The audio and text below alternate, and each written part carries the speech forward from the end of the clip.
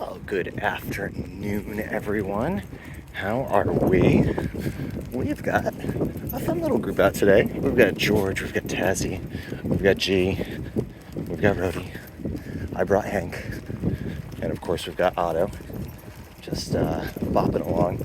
I really have always enjoyed how much Otto hates getting wet in any capacity. We got outside and there was immediately a puddle in front of him, and he just looked at me and I just like sensed the hatred. Like, you're a fucking asshole. Can't do anything about it, man. Like, I didn't make it rain. So, or snow, I guess. Snowing by me. I don't know if it was snowing down here by you guys. By the time I got off the train in North Station, it had kind of turned to a misty rain. So I don't really know. I don't know what's happening down here. But I rarely walk the Harbor Walk down this way anymore. So I thought we'd give it a go since G is our first drop off on this roundabout. And yeah, killing it out here. I've been reading a new book. I cannot tell you the name of it off the top of my head. It is a history of, I guess, like maritime stuff throughout history. Oftentimes I read these books via Audible when I'm reading at work. And yeah, let's go this way, guys. And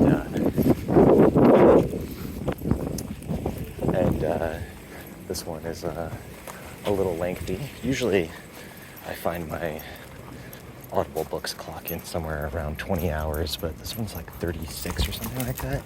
It is a long book, so it's gonna take me a better part of a month of walks to get through this book. But I have my 2-book-a-month goal for the year, and I'm currently in the middle of 2 extraordinarily long books. I've been reading a series at night called the Mars Trilogy, Red Mars, Green Mars, Blue Mars, or maybe it's blue and then green, I can't quite remember, but it was a, like a sci-fi kind of thing written in the mid-90s, won the Hugo Awards for all 3 of them, and the first one, which I read last year, it's like 400 pages, it wasn't like, insane. So I was just assuming that this one was the same length. And then I looked last night because I was like, I feel like I've been reading this book forever and I'm nowhere. I'm my Kindle is you're 30% done. I'm like, how am I only 30% done? This book is 700 fucking pages. I'm like, okay. So that's what we're doing. We just got 2 really big books we're working through. So I think when I'm done with these 2, I'm going to read a couple of novellas. Just burn through some novellas.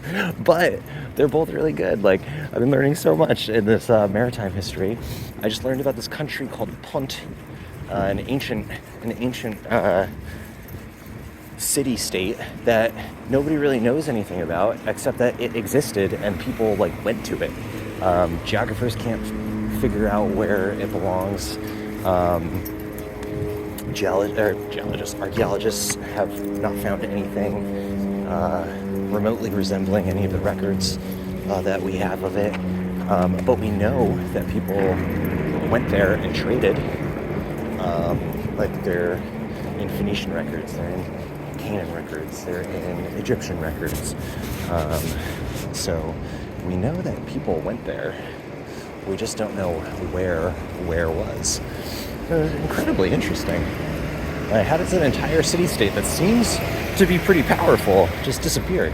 I mean, they were trading slaves, leopard skins, apes, monkeys, cinnamon wood, something called green gold. I've never heard of green gold before.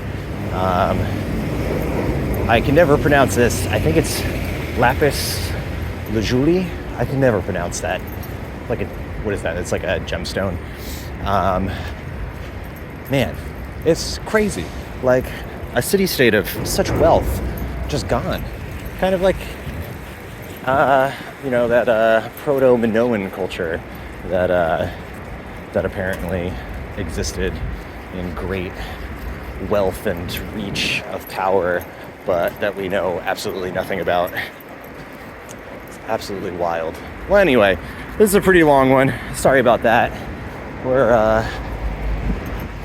making our way over here, and we'll see y'all soon. All right, bye.